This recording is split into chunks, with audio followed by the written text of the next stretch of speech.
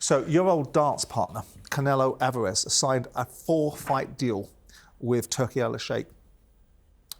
I think that's quite a significant move, don't you?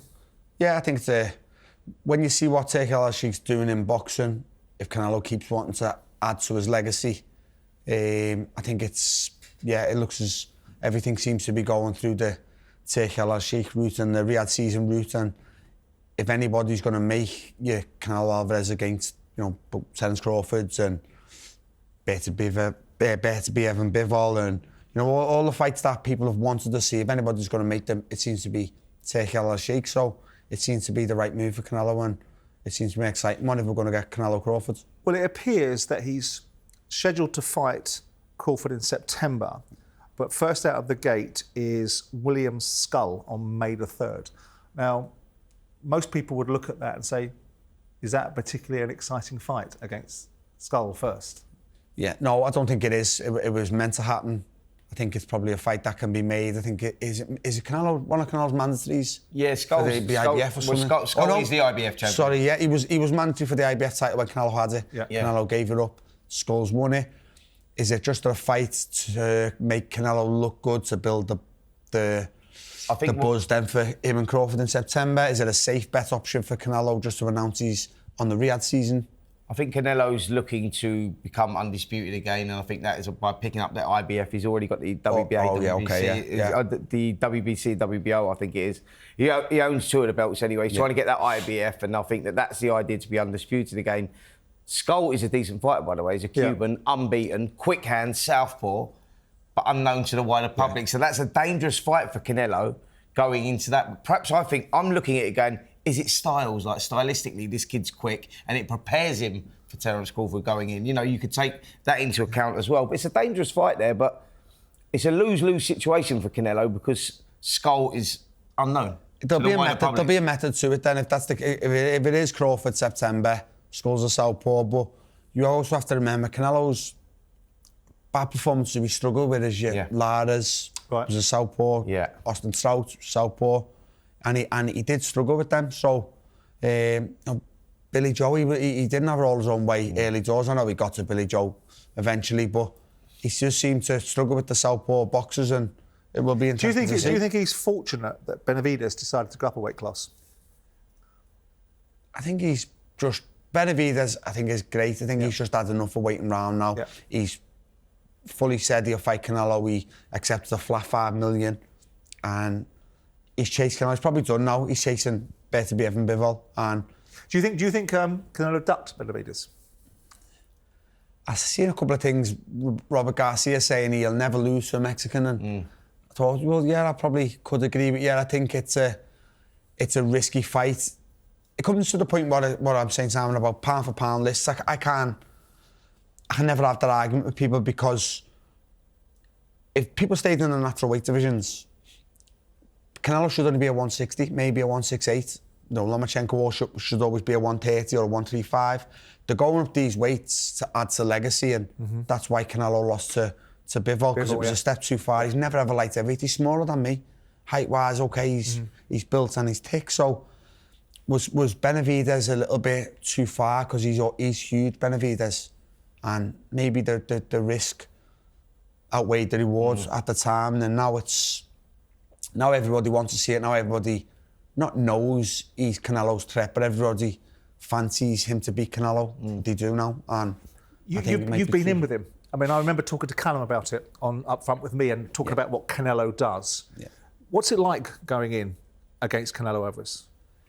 For me, it was more his ability, Simon. It was more how good he was, and it was more every mistake you made, every shot you threw and fell short, he punished everything, and it was how relaxed he was. I get asked by the average man on the street now, you Canelo, haven't you? Was he a beast, and was he? And I was like, no, I've probably been punched harder. It was more how good he was that surprised me, how relaxed, and his natural ability was more the eye-opener for me.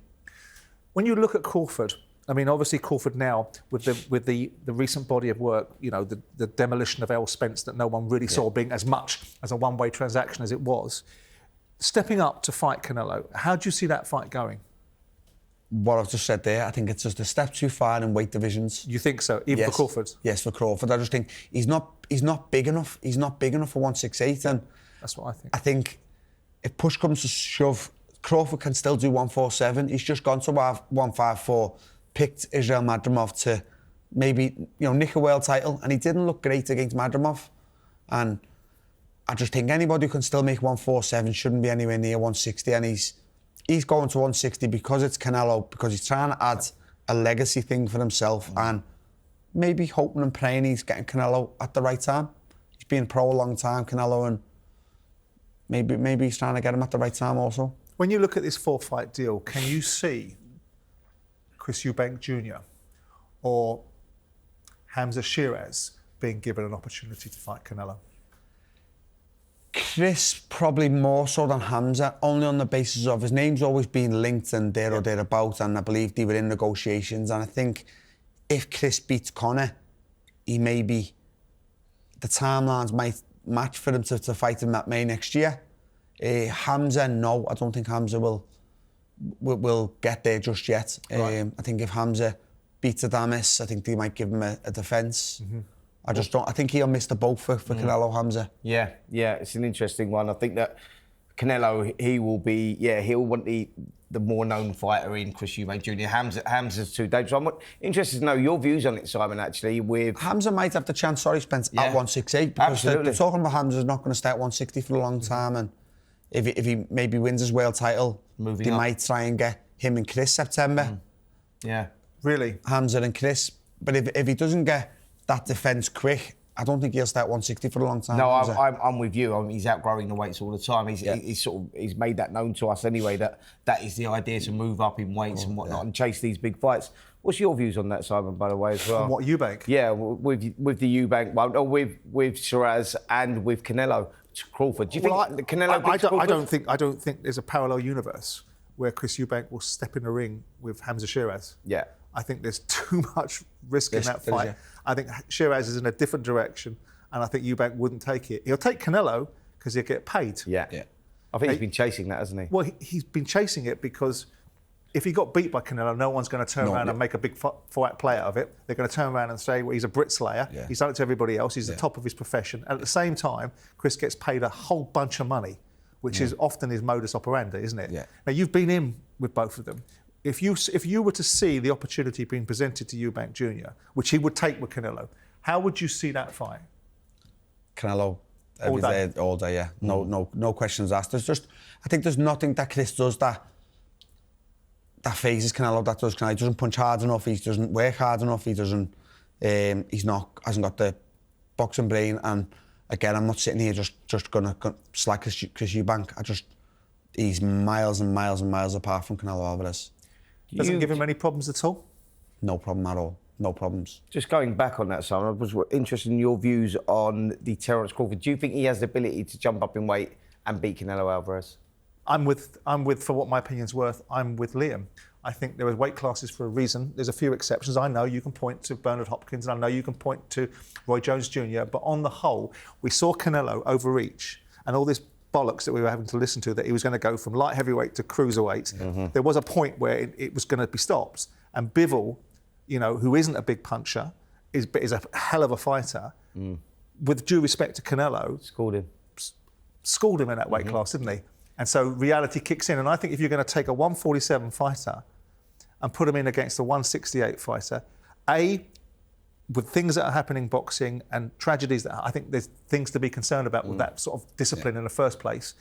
And B, I think I don't think you operate at your best. It's like playing a footballer in the wrong position. I mean, ultimately people grow and get physically bigger and the dimensions change, but I don't see Crawford beating Canelo at 168. I'm sort of thinking slightly different on that, because I do think that he's daring to be great, as fighters do, and they're jumping up through weight divisions and trying to create legacies. But I do actually think he has the ability, style-wise, to beat Canelo.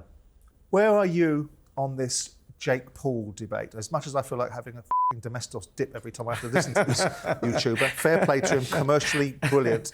But this discussion and this ridiculousness of him getting in the ring with Canelo, it's nonsense, isn't it? Crazy. Nonsense. Crazy. I remember getting a stick a long time ago, Simon, when And it was when, I think it was Logan and KSI fought, and there was the big stink over it, and I think Eddie was involved in it, and it was when they made them turn pro and put Towns gloves, and my issue was, they're not professionals. Now, if KSI fought Logan Paul in a celebrity matchup, it would still sell whatever arena out. Yeah. The huge names, and I got a lot of sticks saying, you're just jealous because they're earning millions. I was like, they pay for themselves, I couldn't care less.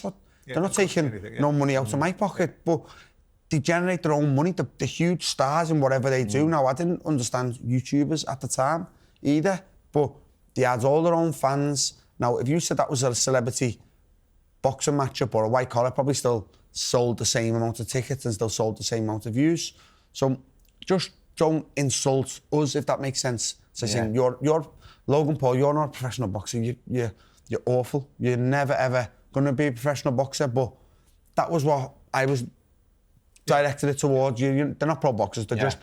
I mean, your mate's jumped into this now, and Darren Till, he's jumped into this like... I think the misfit side to it now is different. Sort of like crossing over a little bit, though. Like, if the fight come up... I'll give you an example. Like, if you got offered a fight against Logan or whatever, you would jump at that, right? Of course, because ultimately, it's prize fighting. It's it is, but I would jump at it because I would just think, wow, that's easy money. And I'd just be I'm being dead straight. I think, wow, that's easy money.